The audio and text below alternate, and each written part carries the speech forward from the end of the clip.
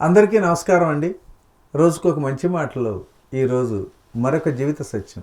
ఈరోజు మనిషి ఎలా బ్రతకాలో, ఇతరులను ఎలా బ్రతికించాలో తెలుసుకుందాం. వేసిన రోడ్డు మీద వెళ్ళిపోవటం చాలా సులువండి. మరి మనమే ఒక రోడ్డు వేసుకొని వెళ్ళటం ఎంత కష్టం.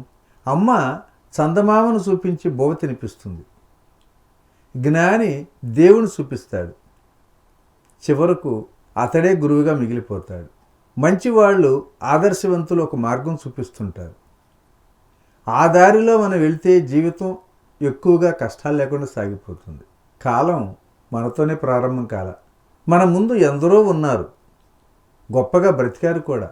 ఎక్కడికెక్కడ ఎలా అడ్డంకులను అధిగమించి వెళ్ళాలో జీవించి చూపించారు. అందువల్ల మనకు ఒక దారి ఉంది, ధైర్యం ఉంది, భయం లేదు. అలా ముందుకు వెళ్ళిపోదాం.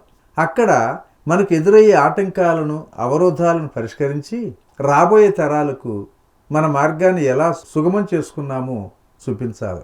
మార్గం వేరు, లక్ష్యం వేరు. సరైన మార్గం ఎన్నుకుంటే లక్ష్యాన్ని సులువుగా చేరుకోగలం కూడా. మనం ఎంతో అదృష్టవంతులు. మన ముందు తరాల వారు మనకి ఎన్నో ఉపాయాలు, పరిష్కారాలు, కిటుకులు కూడా అందించారు. కావున భయపడకుండా అడుగులు వేసుకుంటూ వచ్చేద్దాం. మీకు మేమున్నాం అని వాళ్ళ అనుభవాల చరిత్ర మనకు భరోసా ఇస్తుంది. వారికి మనం ఎన్నో ధన్యవాదాలు కూడా చెప్పుకోవాలి. మనం కూడా ఎంతో కొంత కృషి చేసి మన పని చేసుకుంటూ ఆదర్శప్రాయమై ఇతరులకు 4 దారుల కూడలిలో దీపాలు వెలిగించాలి. వెలుగు భావితరాలకు కనిపించాలి. వాళ్ళు మనకు అభినందనలు తెలపాలి. ఇదే జీవితం. వెళ్ళేవారు వెళ్తూ ఉంటారు, వచ్చేవాడు వస్తుంటారు. ఎవరి అనుభవాలు వారి. చివరికి అందరికీ కొన్ని అరుదైన అనుభవాలు శాశ్వతంగా మిగిలిపోతాయి.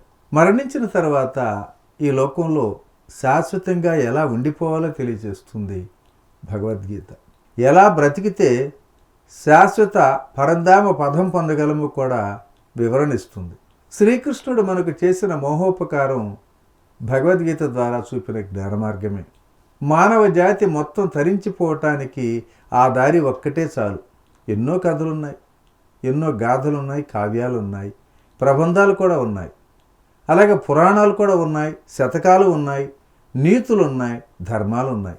మనిషి ఎలా బ్రతకాలో, ఇతరులను ఎలా బ్రతికించాలో తెలిపే ధర్మ సూక్ష్మాలు కూడా ఉన్నాయి అందులో.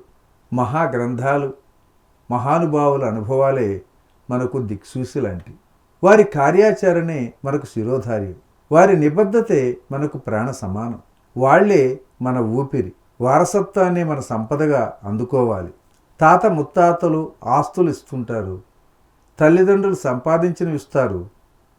కానీ వెలకట్టలేనివి మన ఆచార వ్యవహారాలు, సంస్కృతి, సాంప్రదాయాలు.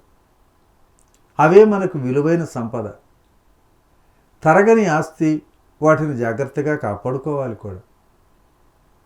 రాముడంటే తెలియని ఒక ప్రదేశంలో పుడితే రామాయణం కూడా తెలియదు, దాని గొప్పతనం తెలియదు. మన ముందు నడిచిన మహానుభావుల అడుగుజాడలో నడవాలి. ధైర్యం విడిచిపెట్టకూడదు. వాళ్ళంతా వీరులు. మన సుఖం కోసం వారెన్నో త్యాగాలు కూడా చేశారు. యుద్ధాలను ఆహ్వానించారు, విజయం సాధించారు, శాంతిని అందించారు. అదే దారిన పడుతూ లేగుస్తూ అయినా మరి మనం వెళ్ళాల్సిందే. 1000 సార్లు కింద పడినా మళ్ళీ లేచి నిలబడాలి. కాబట్టి మిత్రులారా, ఇక నుంచైనా మనం ఈ సత్యాన్ని గుర్తెరిగి ఒక కొత్త వెలుగును లోకానికి చూపిద్దాం. ఓకే ఫ్రెండ్స్, మరి ఈరోజు ఈ మంచి మాట ఇంతటితో ముగించుకుందాం. రేపటి రోజుని మరొక జీవిత సత్యం ద్వారా కలుసుకుందాం. Thank you.